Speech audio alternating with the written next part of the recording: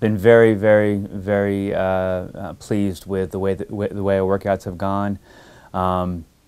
It just, you know, we flowed right in from our fall workouts, and, you know, everything's, you know, coming together really, really well. I mean, I think we really got a nice mix of upperclassmen and young guys. You know, our transfer guys, our junior college transfer guys are really going to play a key role for us. So everything's really coming together really nice. Now we're at the point now where we just got to play, and we just got to, you know, see exactly what we do have. But so far, we're very, very happy. For me to sit here and talk about our pitching staff is a real pleasure, because we feel very blessed. We feel very blessed from our staff top to bottom. You know, when we talk about top to bottom, really, there's really not a top to bottom. I mean, you know, our guys are really, really good. You know, I think, you know, coming out of the gate, you know, a lot of attention has been, you know, been given to Justin, and rightly so. You know, Justin was drafted, you know, last year and really didn't even pitch. He didn't pitch for us. So, you know, the expectations, you know, that everybody has for Justin is, you know, is pretty high. Listen, if we have a guy that can, you know, that can handle that and will be well adapted to handle it, is Justin. You know, he's got a tremendous work ethic. His mound presence is unbelievable. You know, he's looked really, really, you know, good early on. So, you know, we're looking for, you know, for big things for him. We got Chris, Franzese, and Jordan Wilcox, who, you know, were conference stars last year. And both of these guys, hey, both these guys are top flight pitchers. When you look at our pitching staff, it is really the strength of our team. We are extremely deep. If our starters can give us 5 innings, we really shorten the game. You know, we really shorten the game with our, you know, with our bullpen. So, you know, it looks really good. You know, our game is played on the mound, so, you know, strong pitching, you know, it should be pretty good. So our pitching is pretty good, so hopefully we're going to be pretty good. Pete is just a lot, say a lot about Peter. I mean, he came as a freshman, and we knew he was going to be pretty good, you know. And most freshmen, you know, I've done this a long time. I've only had one other freshman who has come in and been an impact player for us. Pete is the second one. He came in, and, you know, I don't know, he hit well over 300. I may have hit 330 his freshman year, and he did everything for us, and he was just outstanding. And you're kind of like, you know, his sophomore year, okay, is this kid going to take a step back? Is it going to be the, you know, the sophomore slump? It wasn't. He had a great year last year for us. This year, we have some really high hopes for Pete, and Pete has high hopes for himself. You know, he set a goal for to have 30 stolen bases. You know, he would like to hit for a little bit more power, find the gaps more, and you know, he's really good. You know, we're kind of tossed, like, you know, where do we hit him? Do we hit him lead off, or do we hit him 3? You know, because he is our best hitter coming back, but he's also, you know, he's electric at the top of the lineup. There's some great players. They were key guys for us last year. Let's start with Tyler. I mean, do you replace Tyler? I don't think you can replace Tyler. I just hope, you know, hopefully, you know, he brought a lot. He brought a lot to the, you know, a lot to our team. You know, not only as a player but as a leader. But again, you know, we feel very, very fortunate that we had a guy lurking.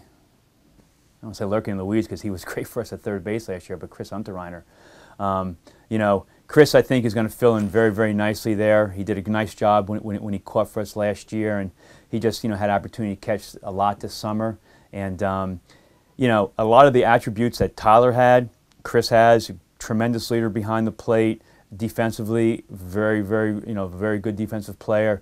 Drew Walsh, again, Drew Walsh is a guy, when you look at the record books, I mean, he has a lot of records here. So again, do you place him, or do you know, but we feel very, very good. You know, we got a kid by the name of John Zizniewski, a JUCO kid from